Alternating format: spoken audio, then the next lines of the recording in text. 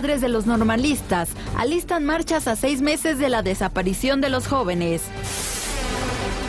El presidente Enrique Peña Nieto llama a votar, asegura que los próximos comicios serán los más transparentes. Este nuevo marco legal fortalece nuestra democracia electoral.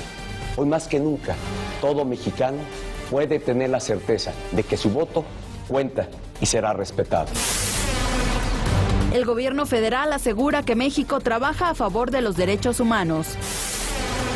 La Secretaría de Hacienda reconoce que habrá resistencia al recorte presupuestal del próximo año.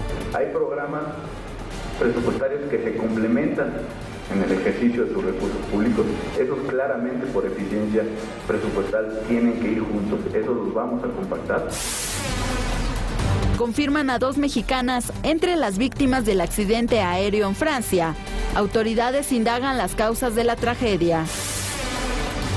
Arabia Saudita lanza una operación militar en Yemen. El presidente huye de ese país.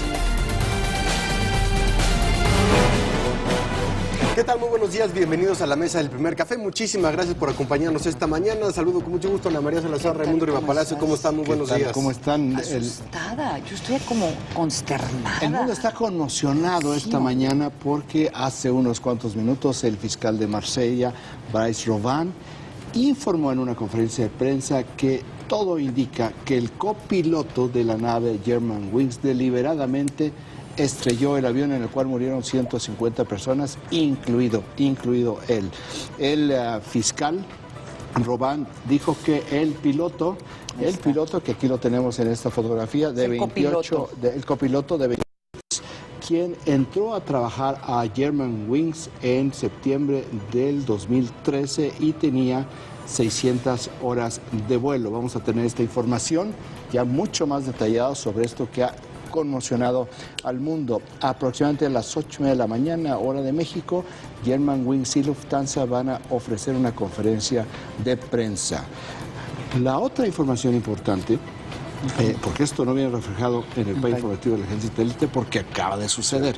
Lo que sí sucedió ayer y no viene de una manera extraña en el país es lo que el subsecretario de Hacienda, Fernando Galindo, anunció ayer, que viene un recorte en la burocracia, en la nómina del gobierno federal para conciliar con el presupuesto cero. Van a revisar 889 programas federales. 889 programas van a pasar a tijera. Algunos van a desaparecer, otros van a ser simplemente achicados. De esta tijera de 889 programas va a salir también un recorte a la burocracia. No hay, por supuesto, en este momento ningún número sobre cuántos programas van a ser cancelados, cuántos van a ser reducidos, cuántas personas van a salir de la nómina del gobierno. Lo que sí anticipó el subsecretario Galindo es que no va a haber ningún programa de corte social que va a ser ni cancelado ni reducido. Por lo tanto, también se sugiere que los programas que van a entrar primero a revisión para ver si pasan prueba de ácido en términos de lo que están los resultados que tienen, van a ser aquellos donde participa el sector privado. En el PA informativo de la agencia Satélite, 48% de los impactos, creo que aquí me parece que es muy importante, fue el informe de ayer del presidente de la Comisión Nacional de Derechos Humanos, Raúl González Pérez, ante el presidente de la República y el gabinete. ¿Por qué hay que subrayar que fue un evento en donde estaba el presidente de la República y el gabinete? Porque lo que dijo el ombudsman Luis Raúl González Pérez fue muy fuerte. Él dijo que hay zonas del país, algunas partes del país, esa es la frase que utilizó, en la cual hay una crisis de derechos humanos porque hay detenciones arbitrarias, tortura, desapariciones forzadas y ejecuciones sumarias. ¿Esto qué quiere decir? Que él está señalando a un nivel de autoridad en el cual participaron en este tipo de delitos. El presidente de la República respondió que es un compromiso y una convicción del gobierno federal proteger y promover los derechos humanos. 48% de los impactos. 18% de los impactos tiene un mensaje a la nación de escasos 2 minutos y medio del presidente de la República. Anoche un poco curioso, un poco peculiar, pero en el contexto se entiende muy bien porque es un llamado a acudir a las urnas. A que voten. A que vayan a votar los mexicanos. Entonces, con esto se suman personas públicas de diferentes signos que están diciendo vayan a votar. El primero que dijo vayan a votar hace ya poco más de 2 semanas fue Andrés Manuel López Obrador. El presidente de la República dice vayan a votar. Es importante que vayan a votar a las urnas. Y esto posiblemente, y es una hipótesis de trabajo, tiene que ver con lo que aparece en el tema número 4 del PAI informativo de la Agencia Intérite, porque hay una controversia entre los partidos políticos, porque Morena, de Andrés Manuel López Obrador, y el PAN de Gustavo Madero suman esfuerzos en este momento para pedirle al Instituto Nacional Electoral que modifique, que le pida a las televisoras, a la FIFA y a todo el mundo que no se transmita en México el partido programado para ese día de México. ¿Cuál es la posición? Brasil. ¿Cuál es la posición de ustedes? O sea, porque esto ya ha sucedido antes. Entiendo el argumento. Sí. El argumento que dicen ellos es que la gente va a ver el partido de fútbol y no va a ir a votar. Y si la gente no va a ir a votar, entonces va a ganar el PRI. A mí me parece que es una falta de respeto al elector. Claro, a mí también. Además, en el peor de los casos, si el elector decide no voy a ir a votar porque se me pega la gana, el problema no es del partido de fútbol, el problema es de que no hay candidatos ni partidos que estén persuadiendo suficientemente a los electores. Entonces, no es un asunto tutelar, esta es una decisión autoritaria. Tú eres un niño, entonces, tú eres una niña. Entonces, una niña... ¿Qué niña, ¿Qué niña? Eres una niña rebelde desde antes de nacer. Entonces, yo te voy a reprimir. Pues sí. Te voy a reprimir. Paternalista, absolutamente. Sí. Te voy a quitar tus juguetes para por estar eso seguro yo que digo que es un asunto tutelar. Sí. Y si la gente no va a votar, yo digo, qué lástima, pero es su derecho. Porque aquí en este país no es una violación a la ley no ir a votar, como en otras naciones donde no votar sí es una violación a la ley. Entonces, como son este tipo de persuasión obligada, me parece que es un insulto para los electores. Los electores pueden decidir lo que se les pegue la gana.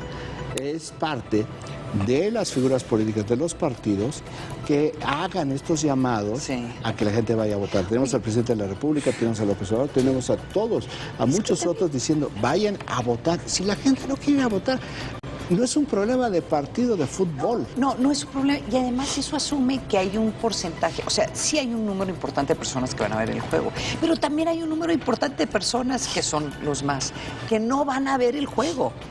La verdad, o sea, yo no voy a ver el juego. Es una intromisión. Intromisión donde te quieren regular el comportamiento. Esto solamente se da en las dictaduras. Esto no es una dictadura. Aunque a veces se les olviden a algunos, este es un sistema abierto en el cual esto me parece, entendiendo cuál es la preocupación, que también el infierno está pavimentado de buenas intenciones. Esto es una locura, ojalá y esto no proceda, pero finalmente yo no tengo más que una pequeña voz, no tengo voto, no tengo nada para esto, pero yo estoy totalmente en contra de esta medida. Qué bueno que preguntaste, porque dice catarsis. Mira, cuando se habla de fútbol, ahí sí se alborota la Fórmula 1, ahí sí lo ve uno medio alborotado a Raimundo Villegas. Es que me quieren evitar ver el partido de fútbol. Bueno, fíjate lo que son las cosas, lo que sucede con las sociedades. La semana pasada, la Liga de Fútbol Profesional en Estados Unidos, de fútbol americano profesional, decidió desbloquear los partidos de fútbol americano. Fíjate. Ahora, ¿qué es lo que esto significa? La Liga Nacional de Fútbol Americano, en las ciudades donde se celebraron partidos, se bloqueaba la señal de televisión. Bueno, si no se llenaba el estadio. Ahí desbloquearon. ¿Desbloquearon? ¿Por qué razón desbloquearon?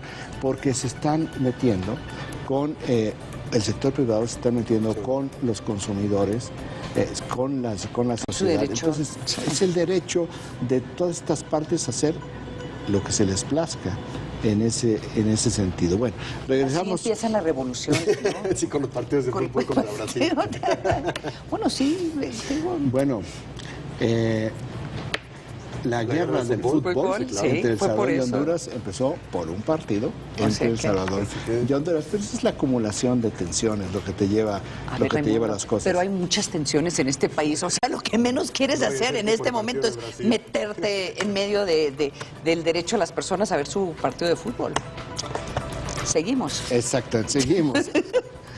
12% de los impactos. Ayer el secretario de Desarrollo Urbano y Territorial, Jesús Murillo Caram, anunció un programa de estímulos para evitar el encarecimiento de viviendas. Junto con el secretario de Hacienda, Luis Videgaray, hicieron el anuncio de que se va a devolver el IVA a proveedores de materiales y servicios de la construcción para reducir el costo de la vivienda estimado de 1 a 3%. A ver.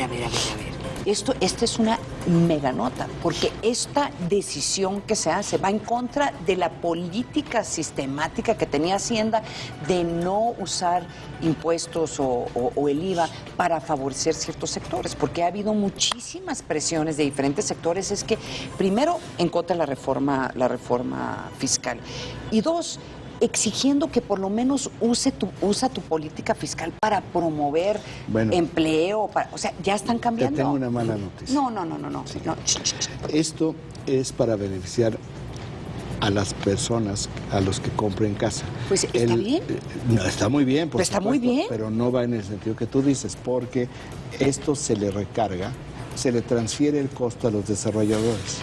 No sé, porque ahora el costo se le transfería a quienes compraban la casa. Entonces lo que están haciendo es, no señores, ustedes vean qué hacen con sus costos. Pero está bien, o sea, está por lo menos uno podrá debatir quién debe llevar el peso, pero por lo menos usa tu política fiscal para promover algo, incentivar algo y no estar sistemáticamente quitando, o sea, recabando y luego tú decides saber qué haces con el dinero para recortar. Bueno, de aquí lo que sigue es, vamos a ver si no cae la construcción de viviendas de interés social. A eso es lo que vamos a ver, porque tampoco puedes tú simplemente transferir sin estar también otorgando estímulos fiscales para el crecimiento. Pero la lógica económica aquí es, no importa, porque nosotros seguimos aumentando impuestos y que crezca la economía. ¿Por qué no crece la economía?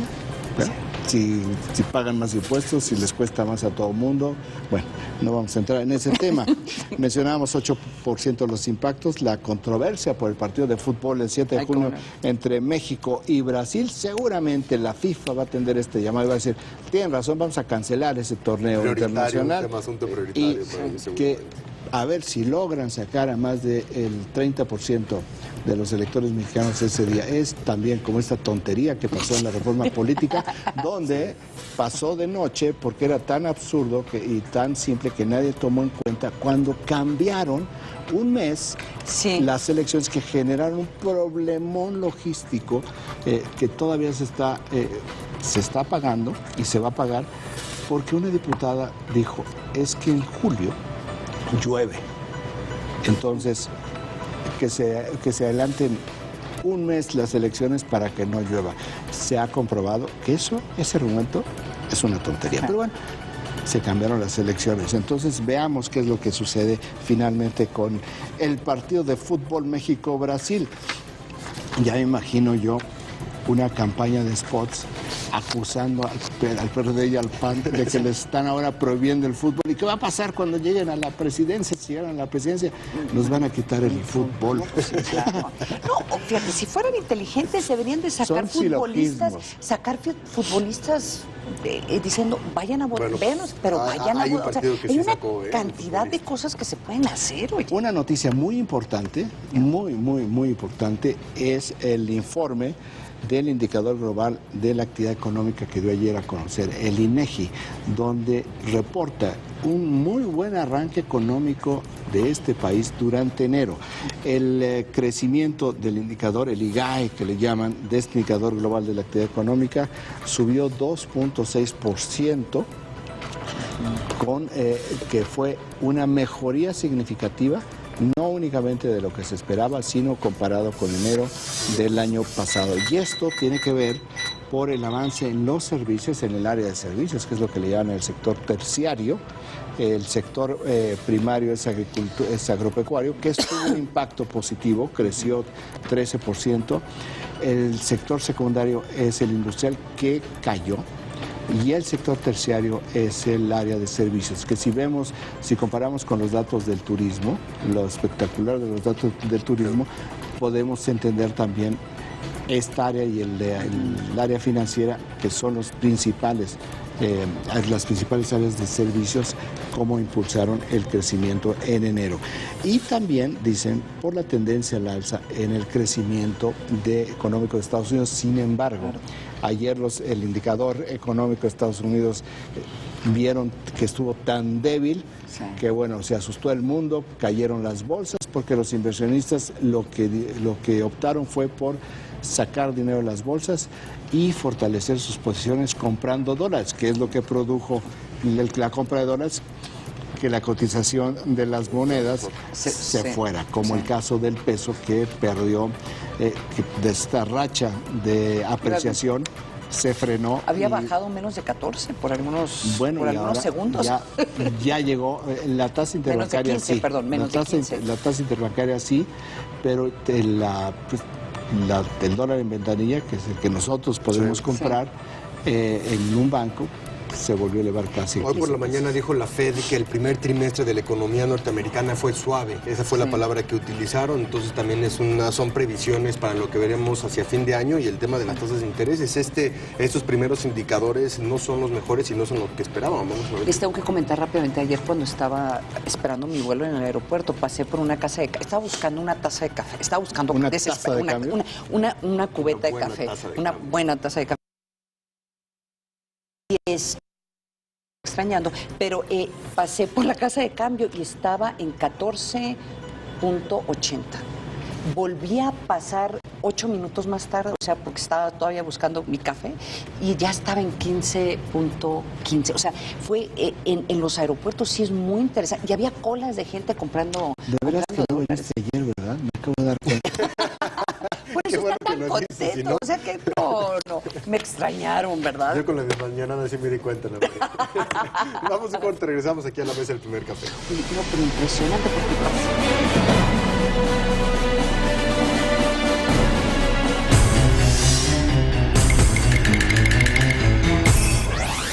Discriminación en México. 8 de cada 10 personas han sido víctimas de discriminación. 7 de cada 10 dicen que los tratan diferente. El dato útil para comentar en el café.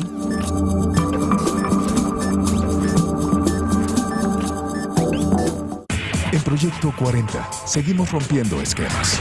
Hay que ser valiente, sí, pero hay que ser valiente en forma inteligente. Romper principios, romper paradigmas. Ser innovador, ser un provocador, ser un constructor a partir de las ideas.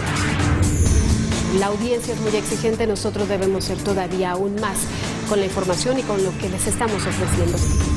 Proyecto 40, una televisión audaz.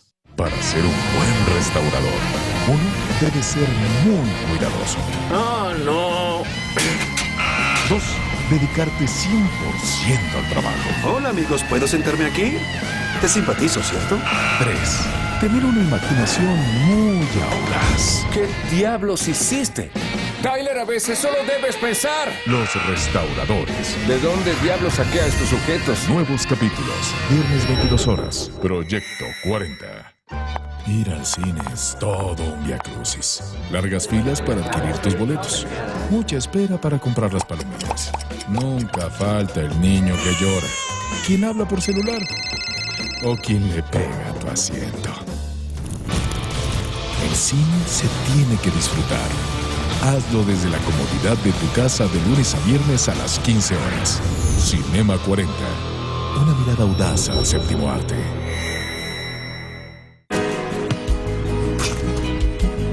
Soy Alejandro Castro y salvo vidas. Soy Luis García y salvo vidas. Tú también puedes salvar vidas con la colecta nacional de la Cruz Roja Mexicana. Aquí en la Cruz Roja me salvaron la vida. Cruz Roja Mexicana. Hablar de galardones no solo es cuestión de cine. Todos los jueves nosotros también premiamos a la actuación más audaz, pero de nuestros Y les políticos. vamos a presentar los nominados al Curul de Oro. Aquí nominaremos a nuestros legisladores haciéndose notar de una forma, ¿cómo decirlo?, muy peculiar. Nunca va a cambiar esto. Desde las cámaras, jueves 23:30 horas. Proyecto 40.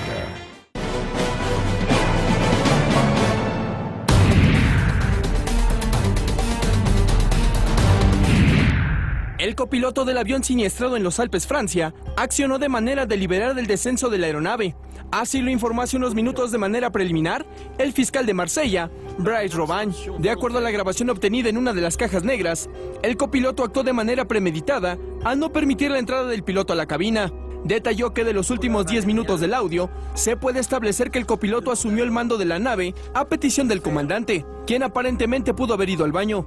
Posteriormente se escucha cómo el asiento de la cabina se echa para atrás y se cierra la puerta. El piloto trata de ingresar de nuevo. Se identifica, golpea la puerta, pero no recibe respuesta. Al final de la grabación solo se escuchan gritos de los pasajeros. El fiscal aseguró que el copiloto respira de manera normal y se mantiene vivo hasta que se estrella la aeronave. La autoridad dio a conocer que el copiloto que presuntamente colisionó el avión fue identificado por los investigadores franceses como Andreas Lubitz, de 28 años de edad y nacionalidad alemana. El fiscal señaló que continúa la búsqueda de la segunda caja negra para ampliar los detalles de la investigación. Regresamos con nuestros analistas a la mesa de El Primer Café.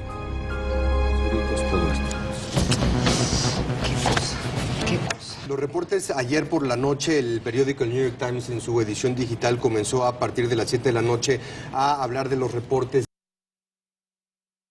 Uno de los pilotos había sido dejado fuera, todavía no se conocía, que no podía entrar a cabina. todavía no se conocían las razones, por eso sonaba tan extraño. Esta información fue obtenida a partir de una de las cajas negras que fue encontrada. Los aviones cuentan con dos cajas negras, una general que tiene toda la información del viaje con todos los datos y otra que está en la cabina de los pilotos, que es precisamente la que tiene la información, el audio que pudieron escuchar. Fue la caja que recuperaron independientemente de la información que ya tienen y que ya conocen. El clima era perfecto, el avión estaba en perfectas condiciones, no hubo ninguna señal de Mayday hacia la torre de control, no había prácticamente ninguna razón por la cual el avión se hubiera estrellado y precisamente la información que se da hoy por la mañana pone en claridad todo. Se empieza a entender qué fue lo que pasó, no se sabe todavía por qué, ¿verdad? Por cuál es la razón de este piloto de 28 años que saliendo de la instrucción aérea fue a trabajar a Germanwings, 600 horas de vuelo, con un capitán, con un piloto que tenía más de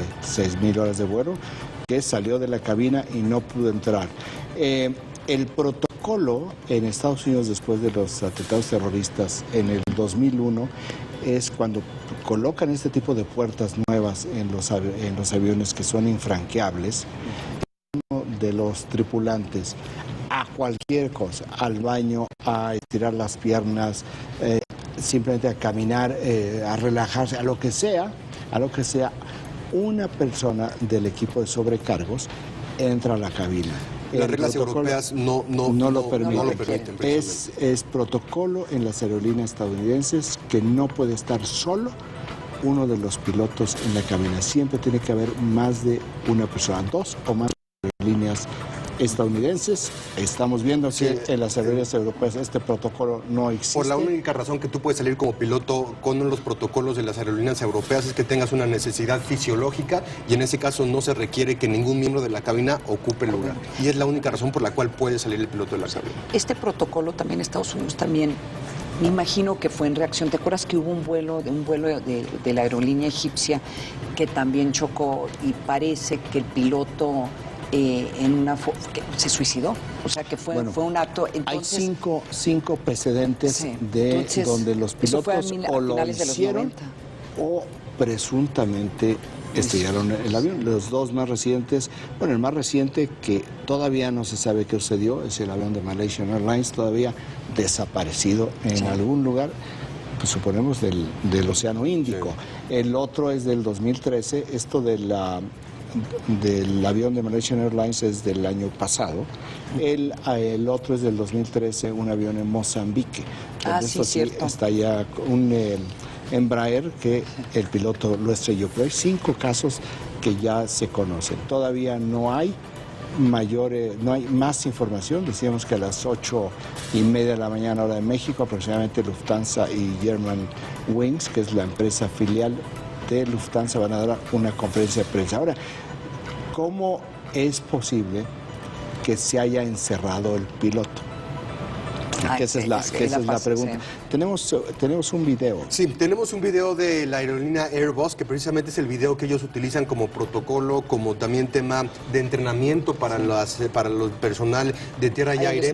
Vemos el control de la cabina del Airbus 737, precisamente, que fue el que se estrelló. Y en este video dan cuenta de los procedimientos para abrir la puerta para el equipo de cabina que está fuera de la misma y para los pilotos. Esta es una puerta y este es el seguro de la puerta, el cual el piloto puede manejar internamente, independientemente de que existe un código para que tú como piloto puedas ingresar. La única forma en la cual tú como miembro de la cabina pudieras tener acceso, como lo muestra el video, a la cabina de los pilotos sin tener la llave o sin tener la posición, es a través de de los números con los que tú puedes ingresar, del código con el que tú puedes ingresar, a menos de que por dentro uno de los pilotos activara una función que evita que por 5 minutos puedas tú tanto abrir como ingresar el código, y esto evita cualquier tipo de ingreso ante uno de los ataques terroristas. Desde el 2001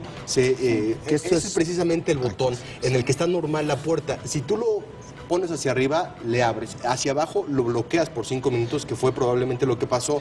La cuenta que da la crónica también del New York Times es que el piloto se identificó con el piloto, con el copiloto de adentro. Este se escuchaba. Porque suena respirando. Que le toca fuertemente la puerta. La puerta, dicen que golpearon, trataron de hacer un esfuerzo por tratar de... Hacia el final los pasajeros se dieron cuenta y se escucha detrás a los pasajeros gritando y pidiendo la apertura de la puerta. El descenso fue de 8 minutos, un descenso de una altura crucero de más de 33,000 pies, aproximadamente 11,000 metros de altura. Es la altura crucero, es una de las alturas crucero. Y bajó en 8 minutos a 6,000 pies, aproximadamente unos 2,000 metros. Fueron 8 minutos, es decir, el piloto que salió se dio cuenta que algo estaba pasando y por eso se deben escuchar esta desesperación por entrar a la cabina sin saber qué es lo que había sucedido. No sabemos, porque no está todavía preciso, en qué momento el piloto que estaba afuera se dio cuenta que las cosas no estaban bien. Sí. Pero era imposible que se abra esa puerta. Me comentaba un piloto que entrevisté hace algunos años que uno de los profesionistas donde más escrutinio les hacen son a los pilotos. Les hacen antidoping aleatorio, particularmente en la época de Navidad o en épocas donde piensan que la gente celebra, les hacen antidoping aleatorio, les hacen pruebas psicológicas, les hacen investigaciones personales. O sea, es una profesión por la responsabilidad que tienen, pues que sí lo revisan. Entonces, por eso sí sorprende. Y claro, lo primero que se hizo cuando empezó a salir la información de que esto fue que el piloto a propósito hizo caer el avión, pues todo el mundo empezó a revisar cómo se llama el piloto, quién es, están tratando de ver si había vínculos con algún grupo terrorista y parece eso que sí, no. Eso sí, parece que no. No tenían, porque eso lo hicieron desde el primer momento, sí. Y no había vinculación. Este piloto, Andreas Lubitz, de 28 años, pertenecía a un club de montaña. Sí. El club de montaña sacó, tan pronto como fue el siniestro, sacó un comunicado pues lamentando el deceso de Andreas Lubitz y dan una serie de datos interesantes que hacen mucho más extraño que esto haya sucedido, porque hablan en este comunicado que no se dio hoy, ya se dio hace varios días, de que era un joven que toda su vida dijo que él quería pilotear un avión y que esto era un sueño convertido en realidad. Entonces, abona a un comportamiento normal del piloto, pero bueno, están empezando, ya están revisando pues todo su historial clínico, toda su red de vínculos para determinar qué es lo que sucede. Y como ocurre cada vez que hay un accidente de esta magnitud en el mundo de la aviación, los protocolos automáticamente se revisan, se cambian y seguramente veremos algo en ese sentido. Veremos una homologación. Sí. Ahora, va a ser interesante porque eso de hecho lo pregunta Alexia Barrios, si el copiloto fue causante, van a modificar radicalmente protocolos de seguridad, pues a lo mejor van a homologar lo que está haciendo Estados Unidos. Homologan. Esto con la homologación en Estados Unidos se hubiera reducido el margen. Yo ya no digo esto no hubiera pasado, se reducen significativamente los márgenes. Sí. Pues qué caso. Vamos a seguir informándoles con respecto a lo que ocurre. Por lo pronto, en este momento, Alemania está respondiendo al anuncio hecho por el fiscal francés. El Ministerio del Interior alemán informó que el copiloto Andreas Lubitz no tenía antecedentes terroristas, mientras que la policía de Alemania resguarda la casa del copiloto del avión siniestrado en los Alpes en este momento. ¿Y por qué? Porque van a ver qué encuentran. ¿Te acuerdas con este piloto egipcio? También porque habrá personas que quieran ir a cobrársela. Sí. No, bueno, pero también este piloto egipcio que asumen que fue un suicidio, que bajó el avión, fueron y entraron a su computadora, contactos. Es que se convierten en escenas criminales. Sí, aquí ya es un homicidio, ¿no? El delito es homicidio. La conferencia de prensa estará lista, estará el presidente de Lufthansa, Carsten Solf, y también el presidente de Germanwings, Thomas Winkelmann. Así es que los mantendremos informados si algo ocurre en esos momentos durante la mesa del primer café. A 6 meses de la desaparición de normalistas en Iguala, Guerrero, el pasado 26 de septiembre, se esperan marchas en la capital y en algunas partes del país.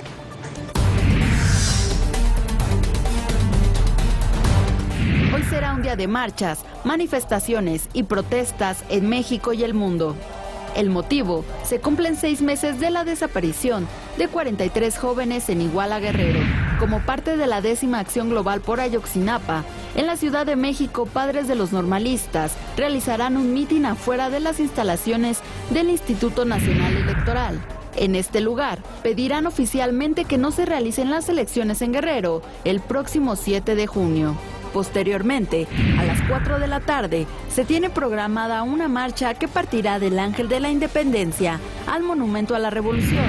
La comitiva avanzará sobre Paseo de la Reforma hasta llegar a la Plaza de la República, donde se instalará un templete, desde el cual familiares de los normalistas tomarán la palabra. Pero esta movilización se extenderá a otras partes de la República Mexicana. Algunos estados donde se planean marchas son Guerrero, Coahuila, Morelos, Estado de México y Jalisco, así como Tamaulipas, Guanajuato, San Luis Potosí y Veracruz. Pero la exigencia para encontrar a los jóvenes traspasará fronteras. Se espera que en países como Italia, Alemania, Argentina, Costa Rica, Bélgica, Canadá y Brasil también se lleven a cabo actividades en apoyo a los normalistas desaparecidos el pasado 26 de septiembre. Melitón Ortega, vocero de los padres, aclaró que en esta ocasión un grupo reducido encabezará la marcha que se realizará en la Ciudad de México, porque la mayor parte se encuentra en la llamada Caravana 43, que recorre distintas ciudades de Estados Unidos. Será en Washington donde este grupo tiene programada una vigilia frente al Departamento de Estado norteamericano. Después iniciará una marcha que tiene previsto concluir en la sede de la Embajada de México en Estados Unidos.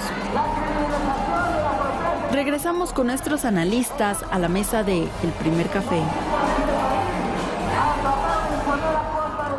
Seguramente para los que vivimos aquí en la Ciudad de México va a ser un día complicado en ciertas partes de la ciudad. Qué generosa eres. No, bueno, pues, pero también hay que reconocerlo porque además están preparando un concierto esta noche. Entonces, eso por una parte el tema. El sábado es el concierto en el Ángel de la Independencia, pero desde esta noche cierran Paseo de la Reforma. Santana, un concierto gratuito ahora, en la Ciudad de México. Lo que me parece muy interesante, y tú has escrito sobre esto, Raimundo, yo lo he escrito sobre esto, hay que empezar a considerar las posibilidades de que no se van a llevar a cabo elecciones en ciertas partes del país, o sea, que se van a tener que anular.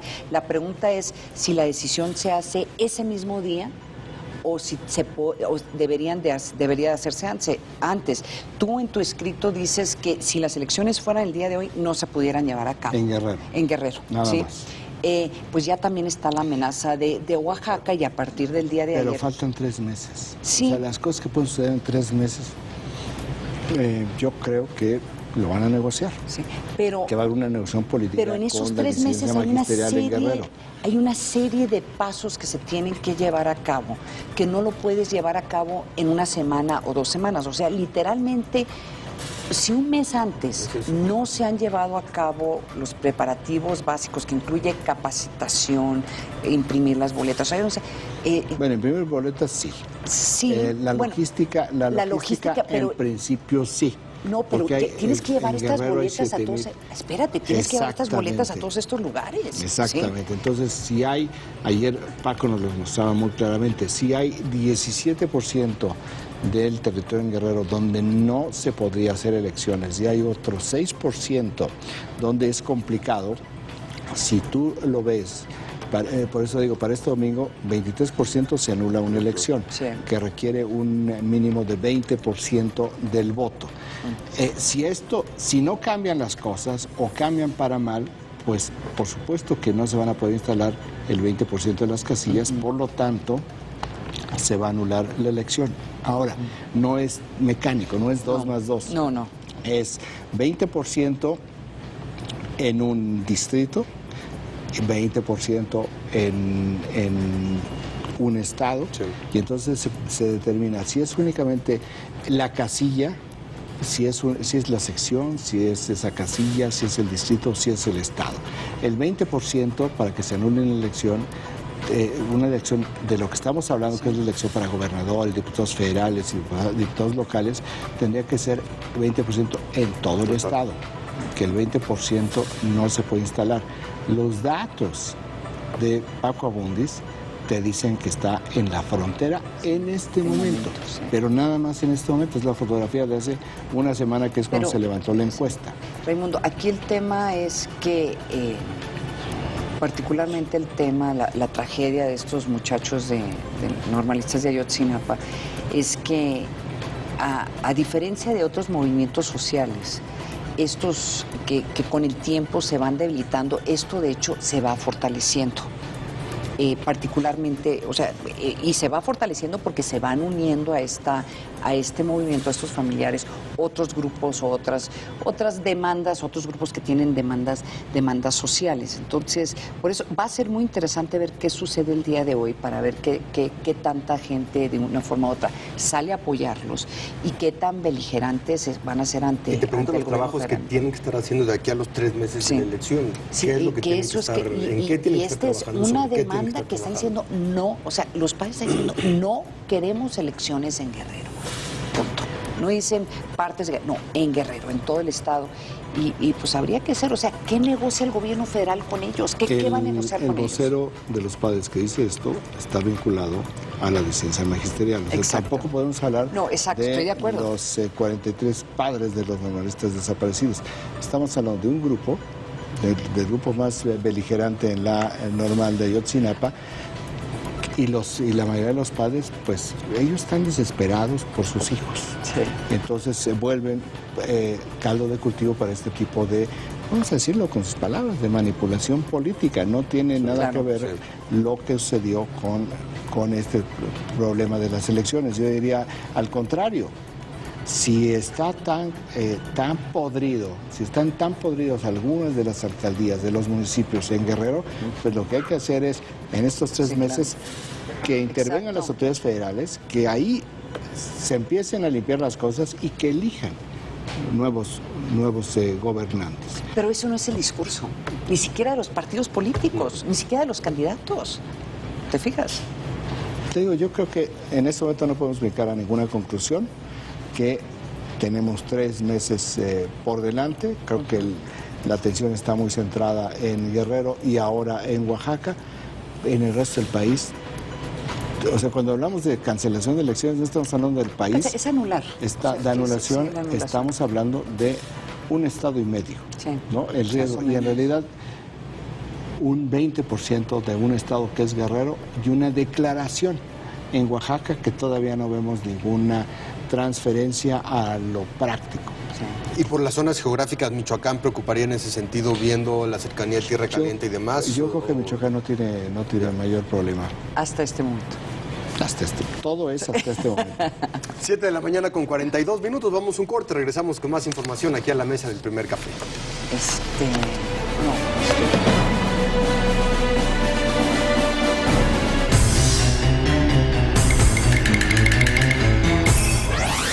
Discriminación en México. Actualmente existen 29 leyes para la igualdad y la no discriminación. El dato útil para comentar en el café.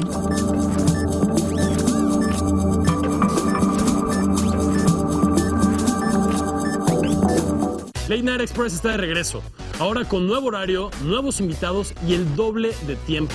Justin Bieber, Katy Perry, Brad Pitt, Madonna, Pharrell, Rihanna, One Direction, el chimpancé de Michael Jackson, todos ellos estarán en casa viendo el programa. Pónganselas. Late Night Express con Félix de Valdivia. Nueva temporada. Estreno 7 de abril, 21 a 30 horas. Proyecto 40. El que sigue cobrando soy yo, ¿no?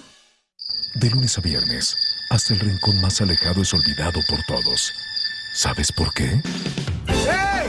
¡Función salvaje está por comenzar! ¿Ah?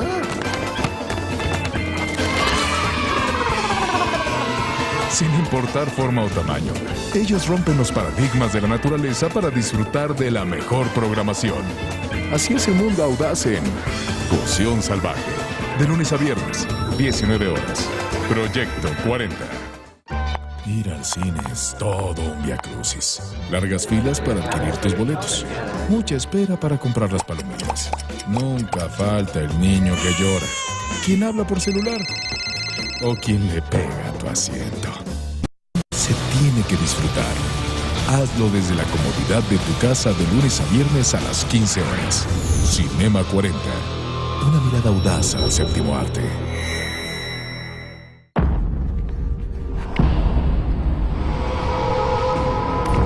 Para poder encontrar el camino hacia la luz, llame al 156-478-2136. Vos viniste a verme hace unos años, ¿no? Con tu hermana. Todos queremos que descanses en paz. Puertas al más allá. Caleidoscopio. Viernes 17:30 horas. Proyecto 40.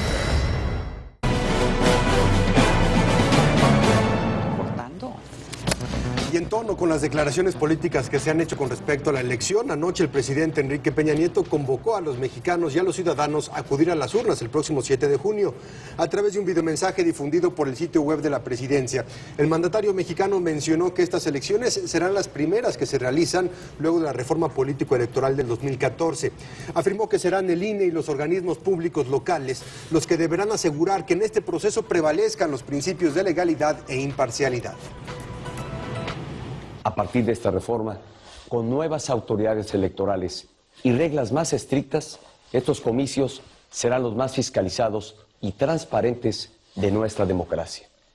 En estas elecciones, también por primera vez, habrá candidaturas independientes e igual número de mujeres y hombres competirán para ser representantes populares.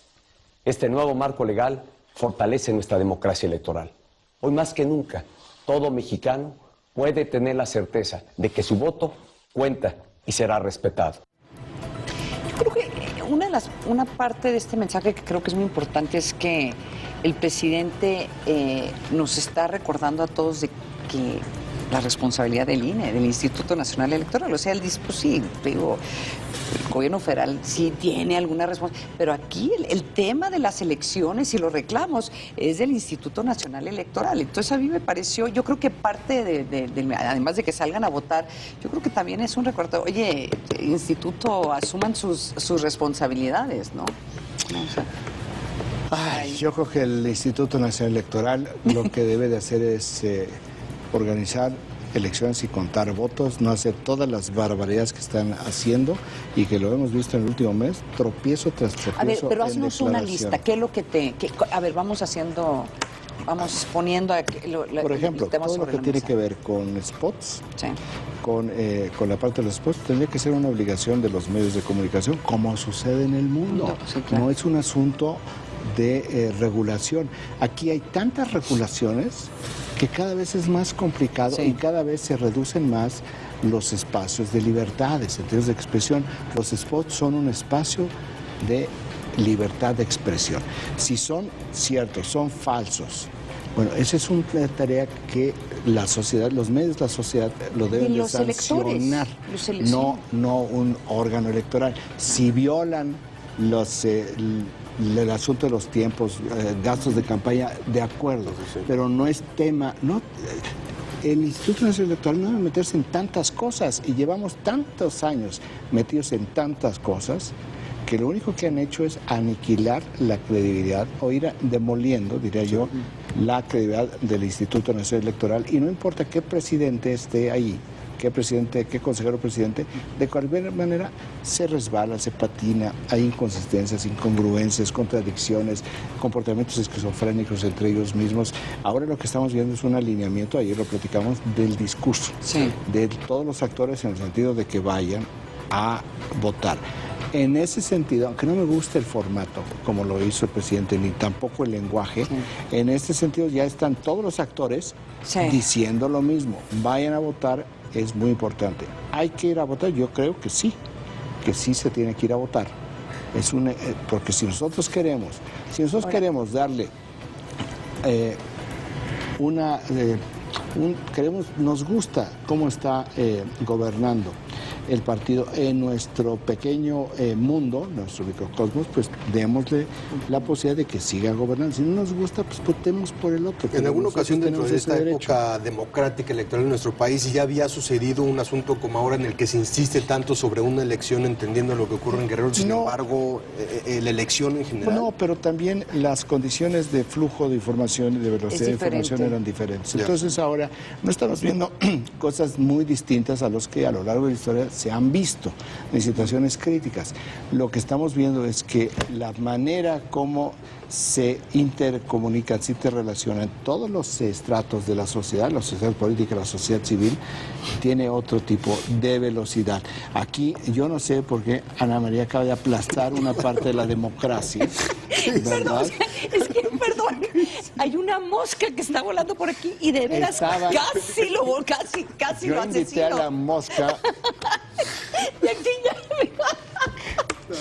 Pero dice, lo invitó Raimundo. Invita a las moscas al programa.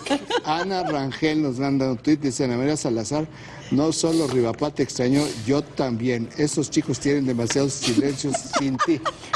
Juan Pablo acaba de superar el silencio con la risa después de la agresión de Ana María a mi mosca. Perdónenme.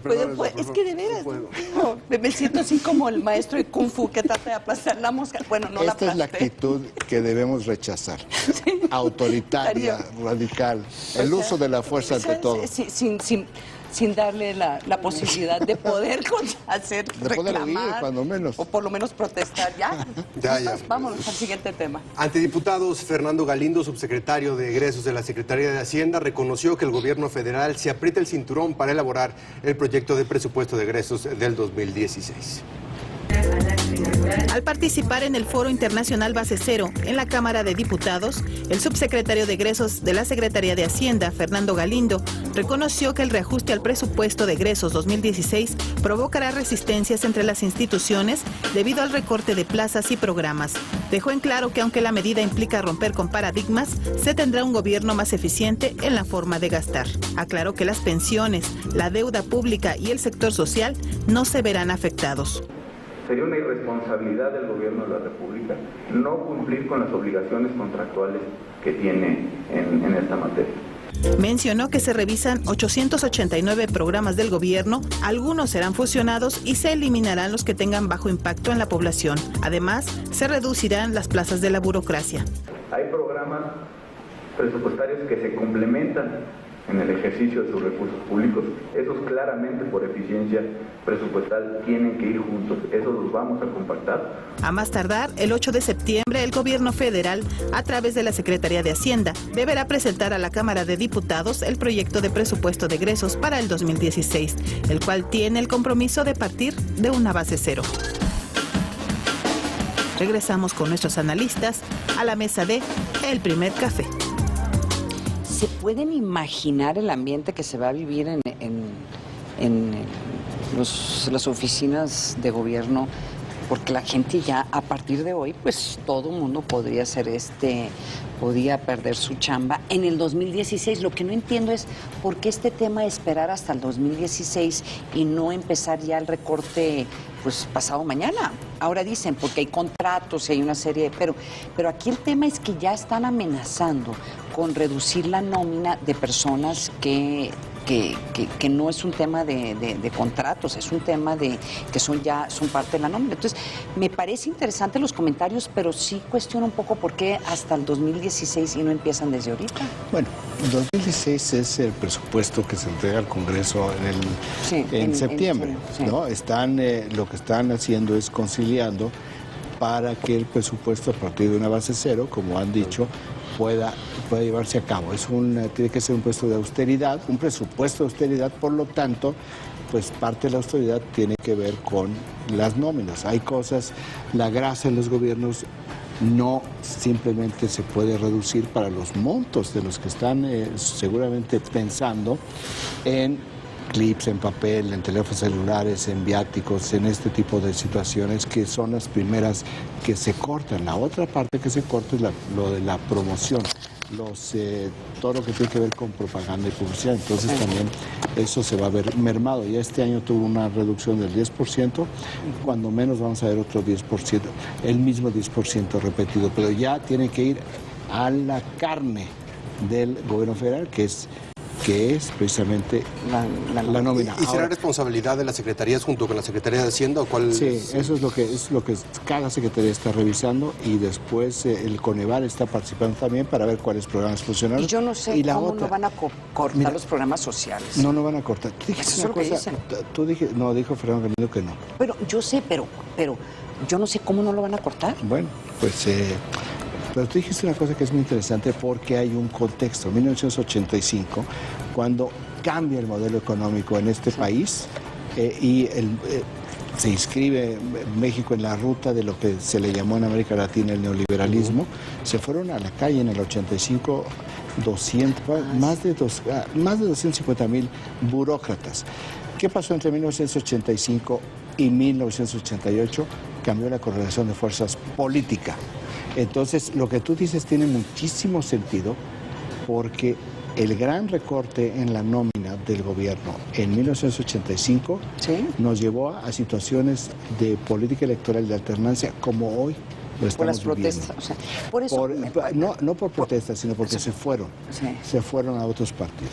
Números de desempleos y demás efectos formales no podrá afectar por ahí también al gobierno en ese sentido, entendiendo que, no sé el número 250,000 en ese sentido, pero no sabemos cuánto va a ser. Ahora que también ha sido... No sabemos cómo va a impactar en parte el empleo, no sabemos cómo va a absorber la economía. Y estamos hablando del gobierno federal, o sea, ya hay estudios, Moody's creo que sacó, del impacto que tiene estos recortes en los estados y lo que van a tener los recortes, que esto también lo van a tener que hacer los estados, ¿no? Rápidamente, antes de irnos, en estos momentos se lleva a cabo la conferencia de las autoridades de Lufthansa que confirman lo que decían los fiscales con respecto a que el copiloto evitó que el piloto pudiera reentrar a la cabina. El copiloto pasó todos los exámenes físicos, psicológicos de vuelo, han sido ya entregados a las autoridades y dijeron que es un tema sumamente extraño, pues el piloto estaba en perfectas condiciones en todo sentido. Pues ahí está. Ahí tenemos, va a haber mucho más información a lo largo del día sobre este caso y mañana se la vamos a platicar. Nos vamos, Ana María, muchísimas gracias. Raimundo, muchísimas gracias. Muchísimas gracias a ustedes por habernos acompañado. Mañana los esperamos aquí en la mesa del primer café a las 7 en punto. Gracias, ahora buen día. Voy a asesinar.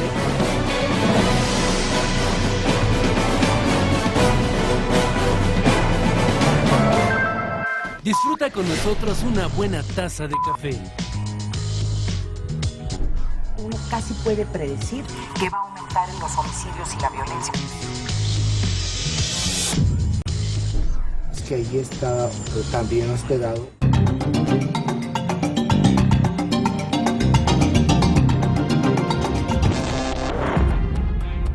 Instalación de nuevos esquemas de basura a nivel nacional. ¿Cómo va y cuáles son los beneficios? Sergio Escalera, director de Sustenta, nos platica. ¿Cómo nos encontramos en territorio nacional en materia de medio ambiente, cuidado y, bueno, por supuesto, reciclaje? Ha habido grandes avances de un tiempo a la fecha en la parte regulatoria, todo lo que es el cuerpo de leyes y reglamentos se ha venido cubriendo de manera muy importante en México. Tenemos un marco regulatorio muy avanzado. Sin embargo, las consecuencias, los efectos se ven de manera diferenciada en los sectores. Por ejemplo, en el sector empresarial e industrial hay avances que me parecen muy relevantes. ¿Cómo cuáles? Desempeño ambiental, hay una reacción en cadena, digamos, de las grandes empresas y los proveedores hacia buscar mejor desempeño ambiental, mejores niveles de eficiencia en los productos, en los procesos, hacia arriba y hacia abajo, cadenas de proveedores, pero también productos, el consumo, distribución.